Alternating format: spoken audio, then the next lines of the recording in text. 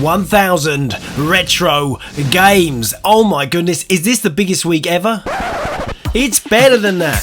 1,507 retro games. It is officially the most stuff we've ever listed on the site in a single week, and I had to make a video to celebrate that fact. So get ready for a mega montage. As usual, we start with the bargain basement. It's the area of the site that proves you do not have to be rich to collect vintage video games. That's right, £1 for Rambo. This lovely box set, £3. There are so many interesting bargains in this section.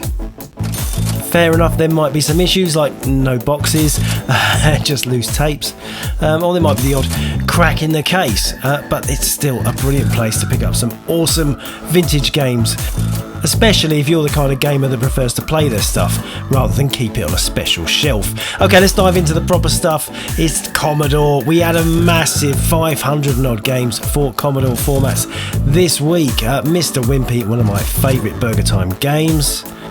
Really, I'm just picking out some of the highlights, giving you some prices of some more desirable stuff. Last Ninja, very expensive, £35. I know, a bit much. That is not the Starship Enterprise. Mega Apocalypse, the best soundtrack on the Commodore 64. Highway Encounter, the best game by Costa Panier, I think. Lords of Midnight, Mike Singleton's seminal role-playing game. Bomboozle, that's an unusual one. The title of this game always makes me smile, Chevy Chase. Loads of hit squads on all formats this week on the site. Loads of interesting budgets. I know you guys all love the budget games. What about cartridges? Yes, Wizard of War. I love this game. I go on about it all the time. There was quite a big stack of Commodore 64 cartridges added this week.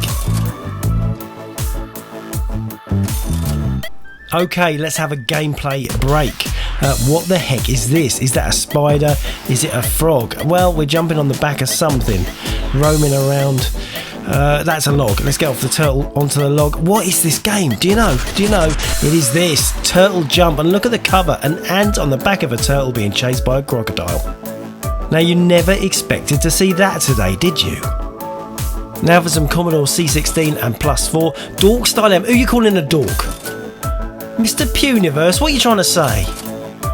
Burks? What are you calling me now? Pinpoint? Oh, it doesn't work anymore. There really are some obscure titles for the Commodore 16. Slippery Sid, and this is one of my favourites, Bongo. Look at the cover, I've talked about this before, one of the greatest covers of any game anywhere. Pirate Adventure, that is a cartridge, only £9, not bad. Grid Trap, that's another rare one. Now, sometimes these budget companies really take the biscuit. That is Arthur Noid. What do you think it is? That's right, it's a version of Arkanoid. It is so blatant, and it really is like Arkanoid, but it's got the worst soundtrack of any game. I'm going to shut up.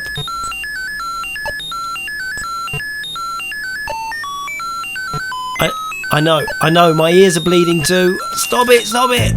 We are still in the world of 8-bit, and this time with the Nintendo NES. And for every good PAL game we had, there seemed to be another 10 amazing American games.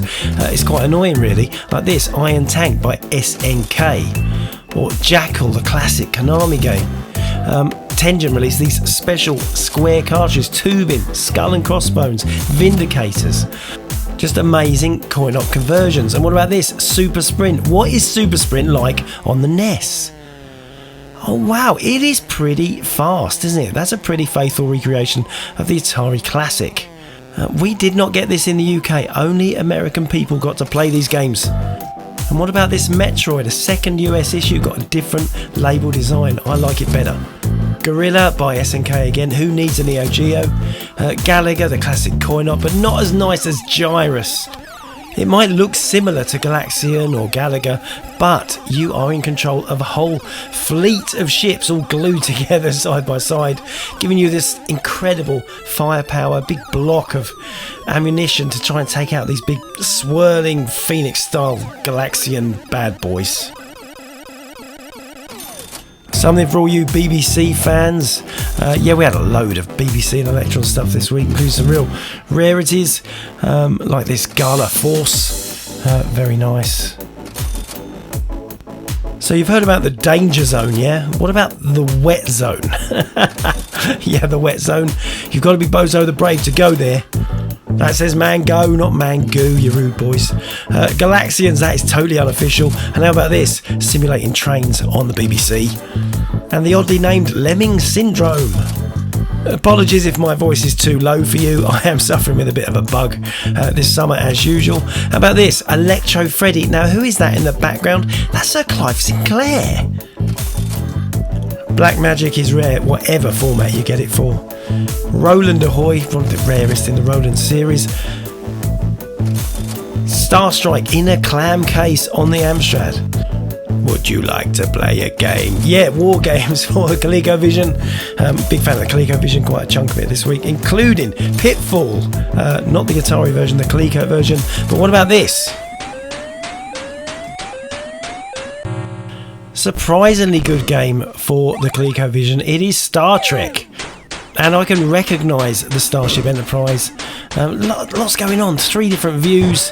You've got controls, you've got the first person at the bottom, and then you've got your top down. And of course it's good. It's an early Sega game. Did you ever dream of having 5 1/4 inches? Yes, we've got loads of PC floppies, Zack McCracken, Maniac Mansion, Xenon 2 for the PC on floppy disk. That's unusual. As is the original Dungeon Master. Legendary game, that. And how about this from Spain? It is Game Over 2 by Dynamic for PC on floppy disk. Yes, weird, isn't it? Sega Time, yes, some Japanese Saturn games, all in mint condition with their spine cards, absolutely beautiful. All the inserts, the reg cards. Just imagine if Sega had released UK Saturn games in CD cases. Yeah, they would all still be in nice condition like these, wouldn't they? Panzer Dragoon 1 and 2. Super Puzzle Fighter 2, what a brilliant game. And how about Fighting Vipers? Now, someone reminded me recently, do you remember him? Yes, the hidden character, Pepsi Man. And look at him. I mean, blatant advertising. Win! Hilarious. ZX Spectrum, yes, I can hear you cheering from here. I've been a bit self-indulgent. It's some of my favourite Software Star, Fat Worm, Jet Set Willy, you know. What can you do? If your favourite games come into stock, you might as well stick them on a little show. Starquake, now that was a classic, but not as great as this. Mega Dodo Phoenix. Such an early game, but really this was my favourite ever ZX Spectrum shooter, and it's still fast and it's still fun to play and still ridiculously expensive. Attic Attack, but how can it be an attic when you've got stone floors? You're bored of the rings. Transversion, brilliant early Tron game promotion. If you don't know what Death Chase is, then you're not a Spectrum fan. The original Football Manager for ZX81. And do you remember we looked at Super Sprint on the NES? Well, let's just compare what it's like on the humble ZX Spectrum. I think we can safely say it's not as good, is it? Wild West Hero, classic from Timescape, and The Bounty Hunter by Codemasters. What about this? Wheelie, the budget version, far rarer than the Microsphere original. Now let's bring this video to a close with some more ZX81, and that is Planet of Death, very rare early adventure from Arctic. Now, how do you think a ZX81 would do with a first-person cockpit shooter? This is 3D Defender, and it's surprisingly good, isn't it? Remember, this is a console that has no sound and no high-res graphics, but it's doing a good job, isn't it? J.K. Gray, what a legend, and of course he created this 3D Monster Maze, one of the very first-person games. It takes you right back, doesn't it? Running around this maze, trying to keep out the way of this scary dinosaur. It is surprisingly fast, isn't it? Yeah, much faster than you seem to remember. As a game that started so many of our video gaming journeys, it does fetch quite a high price. So that's it. Why not come and check the full list of 1,500 items for sale on the site this week. The Retrogames show will be back soon. I'm off to get some Lemsip.